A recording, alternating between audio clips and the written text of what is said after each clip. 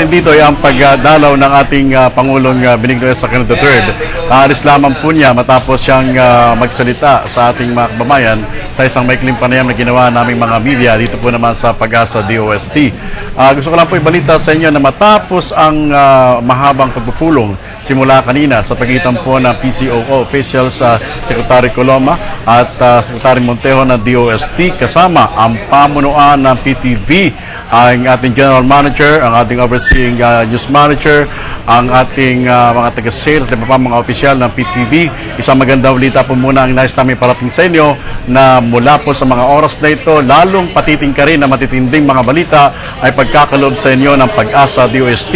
Ito ay matapos na magkita sa isang napakagandang kasunduan para palakasin ang pagdudulot sa inyo ng mga impormasyon oras-oras kung kinakailangan bigay sa inyo mga balita sa pag-ugnayan po ng Pag-asa DOST at ng PTV.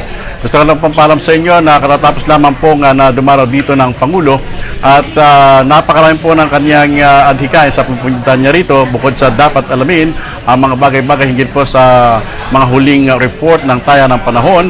Iniram din po niya ang ilang mga karaingan ng mga manggagawa ng Pag-asa DOST. Kung saan po matatandaan na kanina ay nagpahayag po ang ilan sa kanila, ang kanilang grupo ng kaunting mahinaing. At yan po ay agad na binigyang pansin at linaw ni Pangulong Benigno S. Aquino III. At para bigyan po kayo ng pinakandetali na sinasabi kong impormasyon na ito, narito po ang ginawa naming maikling panayam hinggil po naman sa issue na ito na pinag-uusapan natin ng biglaang pagdalaw ng Pangulong Aquino sa tanggapan po ng Pag-asa DOST. Narito po. Tayo. Pero medyo extensive yung parang kailangan ko ilay yung premise. Sige po, go ahead, sir. Pero merong Magna Carta for DepEd, DOH, DOST, DSWD. Okay? So may sinasabi mga benefits. Ang problema, unfunded. Ang tawag dito, yung technical is unprogrammed. Okay? Ano yung unprogrammed? Mapupoto mo lang pag merong savings. Okay? Ang naging practice, ang daming parang pilit na savings na ginagawa para ma-fund. Tapos wala yung regularity. Okay. Ngayon, ang issue, nga na DepEd, doon ang empleyado natin sa DepEd, sila pinakamalaki sa gobyerno, about 500,000. Ngayon, isa sa mga binibigay na benefits, hazard. Pag kunyari mamimit natin itong, we're working on a deficit, di ba? May apat na bibigyan, di ba, sa Magna-Carta.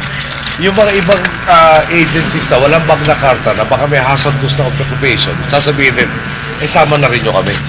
O isama nyo kami translates to at least parang bureaucracy, permanent employees about 1.3 million. So medyo malaking pera at ma-epekto lahat. Deficit, interest payments, etc. Naghahanap tayo ng fair.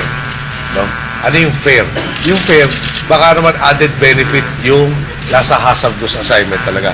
Yung hindi hazardous, huwag naman sana entitled. All the other three, si longevity, si laundry, sala.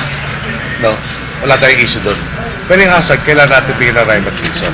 Pag natapos lahat itong pag-aayos ng lahat ng detalye, sino entitled na hazard, sino hindi, pwede na natin isama sa request natin sa budget to fund this para may permanent sila. Okay. Ngayon, nagpunta lang ako dito, pinalala ko lang, lalo na may masama ang ating klima, no? At may weather disturbance tayo, may agam-agam na inasalanta nitong baha. No? Huwag naman natin dadagdagan na ganda na ng ginagawa ng Pag-asa, ang laking difference mula nung nag-umpisa tayo, parang ang laki ng tiwalang ipinagkaloob ng taong bayan sa kanya, na umaasa sila pag nagpaplano, uwi na ba ako sa amin yung mga lumikas, etc. Pag nandun ba ako, may kapanatagan ba ako, mabibigyan ako ng warning, nandun na. No? Pag kanina nakita ng galala ko, na balita sa akin ito nagkaroon ng protest, di ba doon? Pwede dagdag yung agam-agam na ating mga kababayan na pwede naman maiwasan. Kaya ako sumadya dito. Pero, yun nga, buusap po natin kalihim ng budget, naisip natin kayo si Secretary Montejo, at pinapapaspas ko for all the 4 agencies.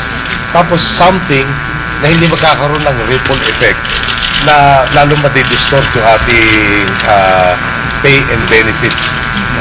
Yung bigyan kayo sa sample, for instance, sa AFP at sa PNP, lalo sa AFP, yung pension, for both of them, indexing. AFP at PNP nagkaroon ng indexing sa pension. Ano yung sabihin ng indexing? Pag tumaas ang sahod ng active, taas yung benefits, yung pension and other benefits nung retired. Okay. AFP, PNP, di membro ng GSIS.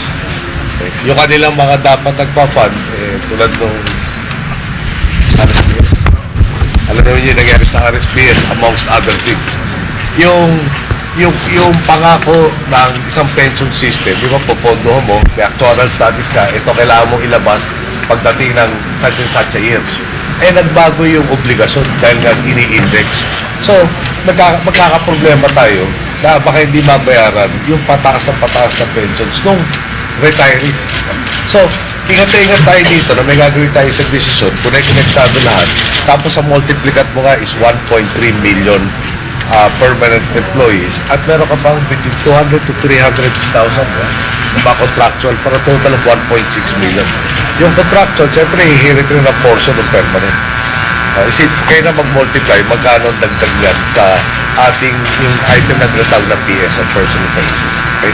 So, kailan po naman ini...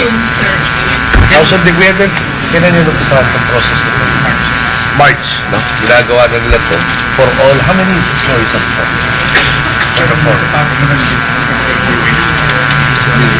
yung dalawa okay lang. Yung HDOST na lang kailangan tapos. So yung pinakamalaki na depend tapos na. So within the year probably, sir, Pwede, yung by almost tapos na itong figure to. Implementing no, for the second semester lang pinag-uusapan. Yung first semester, iiwan na yung tinatan na sistema. Yung parang i-maintain yung benefits for the first semester. So may retroactive value for March. So mga tatanggap ng second semester yung April to June. so may retroactive sila, sir. Yun ang sabi sa akin ng kalihim ng panalo ng budget. Okay. Thank you. Okay na? Thank you.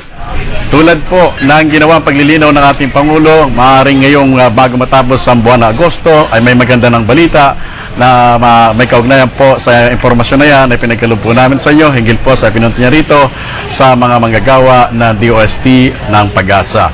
At pinasalamatan din po ng Pangulo ang lahat ng mga nasa likod na mga nagbibigay ng mga tamang impormasyon hinggil po naman sa pagbibigay natin ng ulat na may kaugnayan po sa pinatinding komprehensibong report sa pagtaya po ng ating panahon. At tulad po na nabanggit ko sa inyo kanina, lalo pong titindi ito sapagkat ngayong araw pong ito ay naganap ang isang Memorandum of Understanding kung saan po sa pagitan ng PTV at ng Pag-asa ay lalong bibigyan kayo ng mga balita na sunod-sunod, lalo na po may mga ganitong klase ng bagyo o sama ng panahon, ay handa po ipagbigay alarms namin sa inyo yan 24 hours. Yan po ang magandang balita, Snow at mga kaibigan, pinakahuling report mula sa Pag-asa. Ako po naman si Joseph Parafina para sa Telebisyon ng Bayan. Balik sa Snow. Salamat sa iyo, Joseph. Kailan ba tayo maglalaro ng bilyar?